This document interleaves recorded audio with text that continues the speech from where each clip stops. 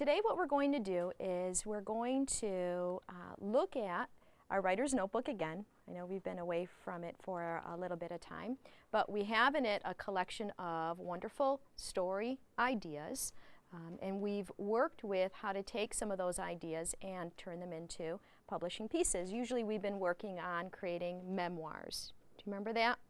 Memoirs. But today we're going to do something a little bit different with our writer's notebook and the seed ideas in our writer's notebook. Today we're actually going to look for a writer's notebook entry or entries, and we're going to see if we can take that writer's notebook entry and actually create a realistic fictional piece from it. But first let's talk about realistic fiction. What is realistic fiction? What is realistic fiction?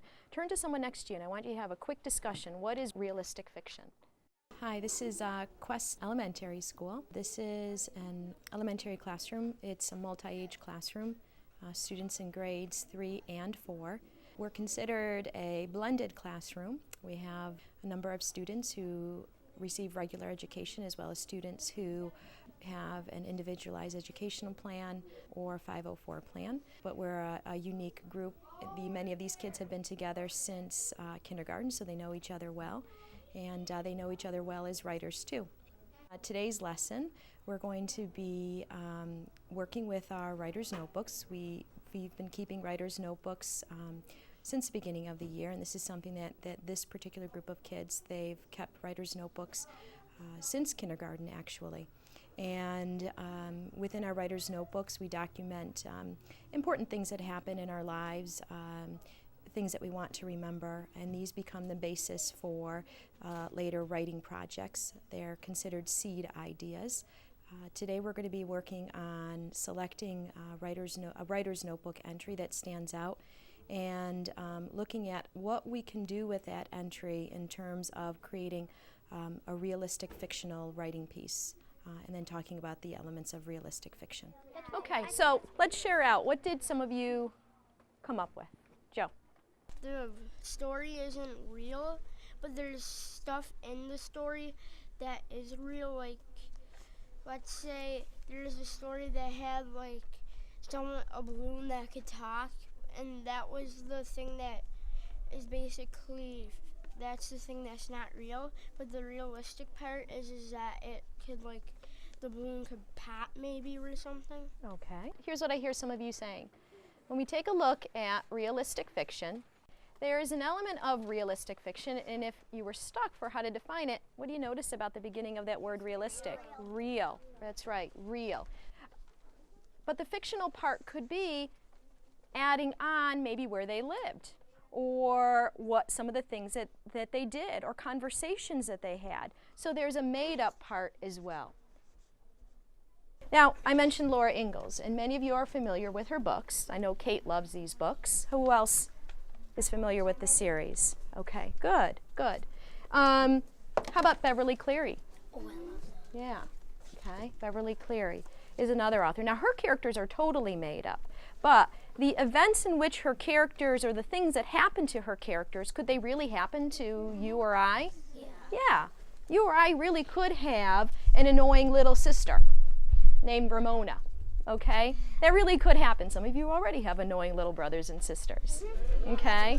And that's the reality part. That's the realistic part. The made-up part in this case is that she's a made-up character, and the things that happen to her are made up, but they really could happen to any one of us. Now, in Laura Ingalls' case, we could also call this a little bit of historical fiction too, because there really was a time period in which there were pioneers and they really did travel. But what Laura Ingalls has done is that she's taken her real-life family, okay, and she's fictionalized things in her life. Now, why would an author maybe want to do that? Why do you think, Alyssa? Maybe they want to, like, have the character do something that you know about, and then something the character you wouldn't know but you would learn, and then just have a little fun with it. Yeah. Sometimes authors just want to have a little bit of fun. So maybe they really want their character to, win $1 million. It really didn't happen, but they want, maybe they're writing about, Gabby's writing about Alex, okay?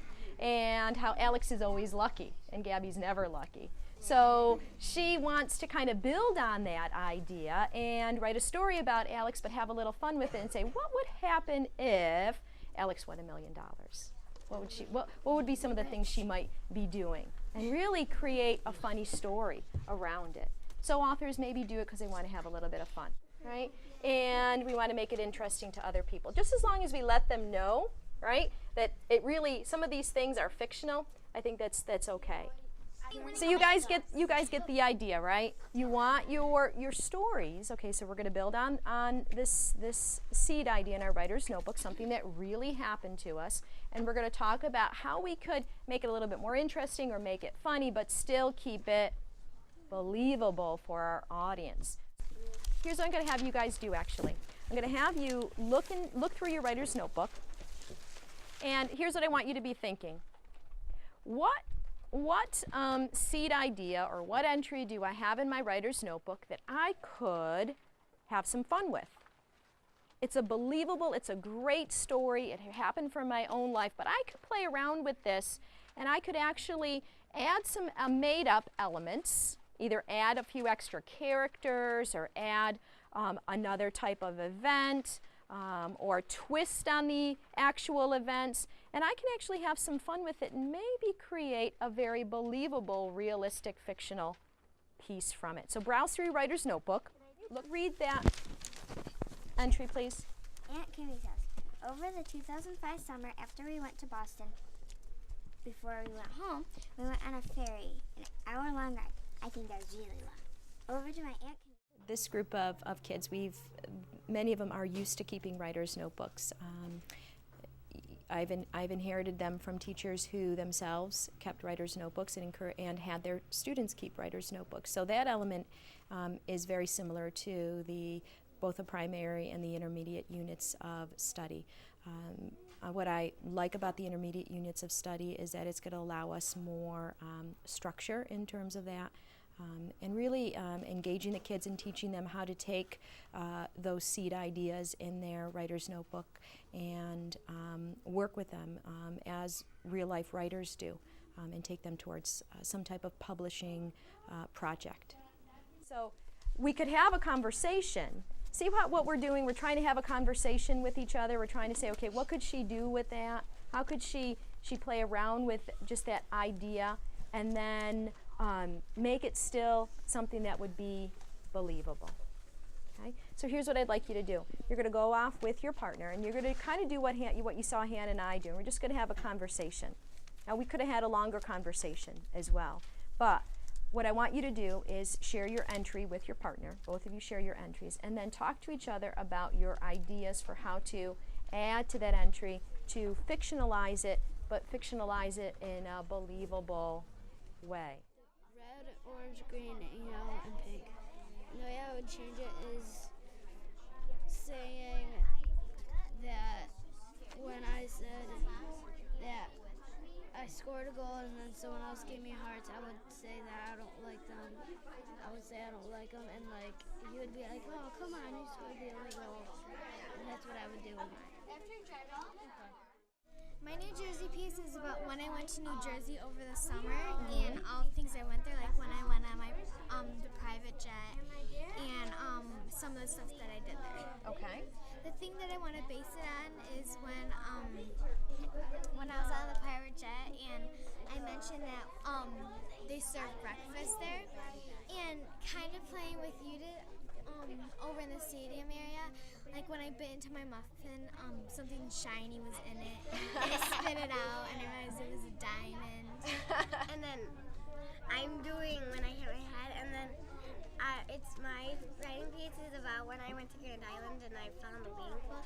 And while I'm down there and then I hit my head, I see something shiny. Then I go back there and reach it out, and it's a gold necklace. It's a gold necklace. Okay.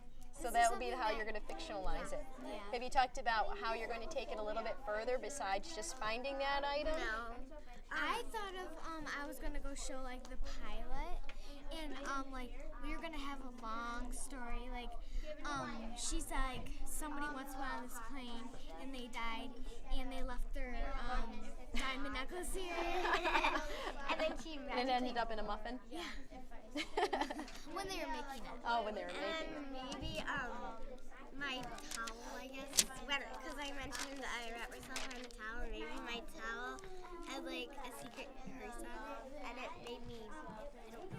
Oh, so maybe the necklace had a curse on it or something. It had a curse on it, and then somebody comes to our hotel, and they say I won $1 million. Interesting. Could happen. Yeah. Maybe it could happen. Yeah. Chance, like it's unlikely. Or someone saw you wearing the necklace and then came to the hotel and said, "Oh, where'd you find my necklace?" And then they gave you $1 million for returning their necklace. Maybe that could Probably possibly could be, happen. like, really special or like really expensive. Yeah. And then Well, we know what we're going to do. We'll share out your idea because kids already know that you were thinking about this particular entry. We'll share your idea and let's see what some other kids have to offer as far as ideas for fictionalizing it. okay. So all of you had a chance to share your entries with someone else and then to also discuss with each other ideas for how to fictionalize an entry, right? Okay. So let's hear from a couple of people, and when we ask you to share out, don't read to us your entire entry, just give us a general idea behind your entry and then what your ideas are for fictionalizing that entry. Kate.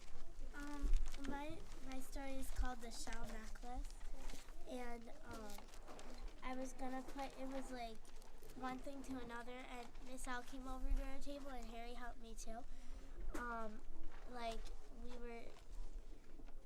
There was this shell necklace, and I was in North Carolina on the beach, and I saw this thing, and it was a shell necklace, and then so I did, and it had a note attached to it, and it said this name in a different language, and I did like some work on it, and I researched it, and I Googled it, and then it came out with this picture of a ship, and I found out it was related to this pirate, and as I did more, it led from one thing to another, and that's why I was gonna put my title, "The Shell Necklace." It leads from one thing to another. I see. So you have already a large story plan kind of worked out for this. Now the realistic part of this is that you really did find a shell necklace on the beach in North Carolina. What Kate didn't tell you was that what really happened to the necklace was you lost it again and it got washed away by the tide. Now that's still a really good story in and of itself. So did you pick up the part that she fictionalized? Yes. She saw a note with it, then she started to research it and found out that she was related to this very famous pirate, and then she started to research how that necklace went from one person to another. Usually we take the entries in the writer's notebook and we create some type of memoir or some type of story that's it's an enhancement of that seed idea. But now it's really teaching them that they could use those ideas in their writer's notebook from their real life, their own life, and that can become the basis of another kind of genre of writing. And it's teaching them that they too can be writers, and the importance of that good writing starts from their own life.